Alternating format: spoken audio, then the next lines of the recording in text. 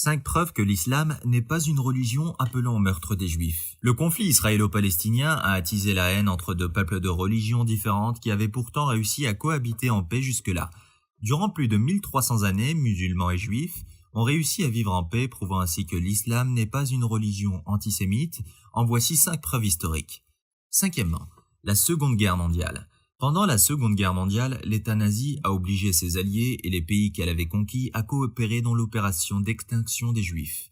Tous ces pays se sont donc soumis à la volonté du Troisième Reich et ont collaboré dans l'un des plus grands génocides que l'humanité ait connu. Tous, sauf l'Albanie, qui décida de produire plus de 2000 faux certificats destinés à sauver les Juifs en leur donnant une nouvelle identité musulmane ou chrétienne. Mais la solidarité musulmane ne s'arrête pas là. Des centaines de familles acceptèrent d'héberger des juifs au sein de leur foyer et de les faire passer pour des membres de leur famille afin de leur éviter d'être démasqués par les autorités.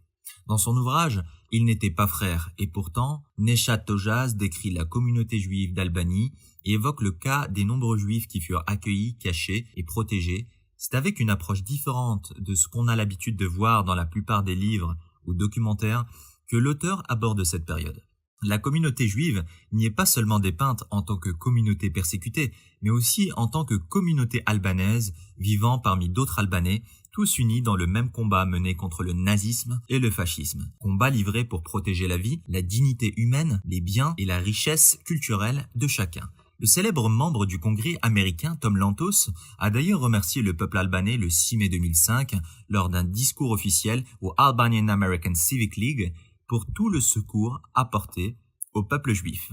Les éléments historiques qui portent à croire que beaucoup plus de juifs ont été protégés dans d'autres pays musulmans sont nombreux. On dénombre notamment 75 000 juifs sauvés des griffes du nazisme en Turquie. Quatrièmement, les musulmans ont protégé l'héritage historique des juifs. Les plus vieilles synagogues, encore utilisées à ce jour, sont toutes localisées dans des pays musulmans.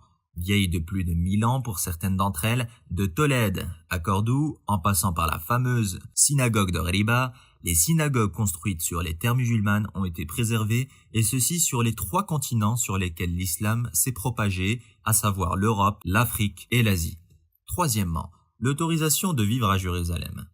Expulsés par les Mésopotamiens lors de la conquête de Nabuchodonosor, les Juifs ont souvent été injustement chassés de leur foyer en Palestine par d'innombrables occupants. Les derniers en date furent les Byzantins qui chassèrent tous les Juifs de Jérusalem jusqu'à ce que les musulmans leur permirent de venir à nouveau s'y installer.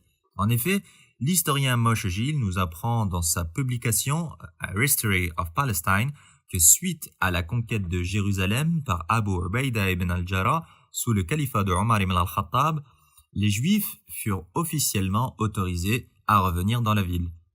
Deuxièmement, l'Andalousie musulmane.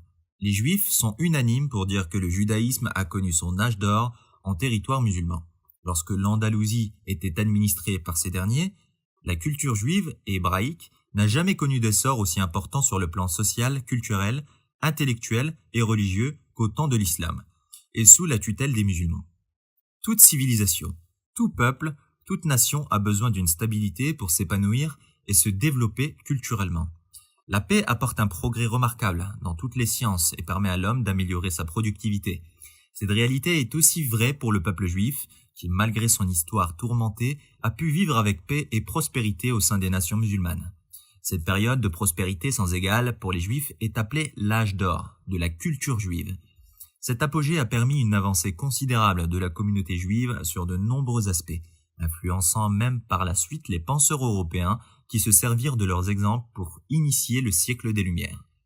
Tous les historiens s'accordent à dire que la proximité entre les Juifs de l'époque et la civilisation musulmane contribua largement au développement du judaïsme andalou. Cet élément historique est une preuve supplémentaire et incontestable que le monde musulman n'a jamais été antisémite. Ajoutons à cela que Maïmonide, le plus grand savant de l'histoire du monde juif, est aussi né en terre musulmane andalouse. Il était surnommé par les siens le petit Moïse du fait de sa science. Il excellait dans de nombreux domaines, et principalement dans les sciences religieuses judaïques, dans lesquelles il était considéré par ses compères comme l'un des leaders incontestables de l'exégèse et l'explication de la Mishnah, livre regroupant les avis de jurisprudence hébraïque. Né dans l'Espagne musulmane, à Cordoue, Maïmonide émigra à 13 ans au Maroc actuel, où il apprit l'ensemble des sciences profanes.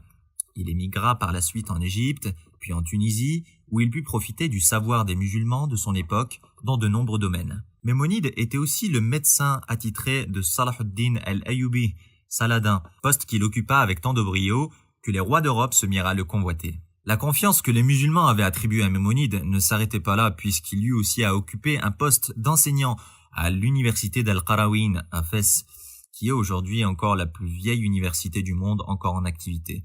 Maimonide put donc trouver à la fois équilibre et stabilité au sein d'une nation musulmane qui lui permit de s'épanouir paisiblement ainsi que d'apporter à son peuple une précieuse avancée théologique dont les bénéfices se font encore sentir de nos jours. Maimonide fut donc le plus grand théologien que l'histoire juive ait connu à travers les siècles, et sa connaissance fut acquise principalement en paix dans les pays musulmans. Premièrement, la protection absolue. Les Juifs ont de tout temps vécu en paix en terre d'islam, et ce pendant plus de 1400 années. Phénomène encore plus puissant, les pays musulmans ont toujours été considérés comme de véritables refuges pour les Juifs. Au Moyen-Âge, lorsque les persécutions à l'égard de ce peuple faisaient rage en Europe, les Juifs ont massivement trouvé asile en Andalousie et au Maghreb.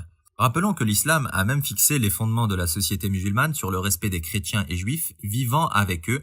Dans une parole prophétique, le prophète, que la paix et la bénédiction soient sur lui, a clairement affirmé que les gens du livre, qui sont les juifs et chrétiens, devaient avoir protection lorsqu'ils vivaient en paix parmi les musulmans. Il est même allé jusqu'à se désavouer de ceux qui s'en prendraient à eux. Conclusion. On remarque ainsi au travers des preuves apportées que ni les musulmans ni l'islam n'ont eu à l'égard des juifs une haine raciale les poussant à les combattre et à les massacrer, comme peuvent le prétendre certains. Les nations musulmanes ont toujours fait figure de terre d'accueil à l'égard des juifs, longtemps persécutés dans le monde. Combattons donc les préjugés et l'opinion collective selon lesquels les musulmans se sont toujours érigés en ennemis des juifs. Merci à tous d'avoir suivi cette vidéo. Espérant que cette dernière vous a plu, n'hésitez pas à interagir dans les commentaires dans le respect et la politesse, et à très bientôt pour une nouvelle vidéo.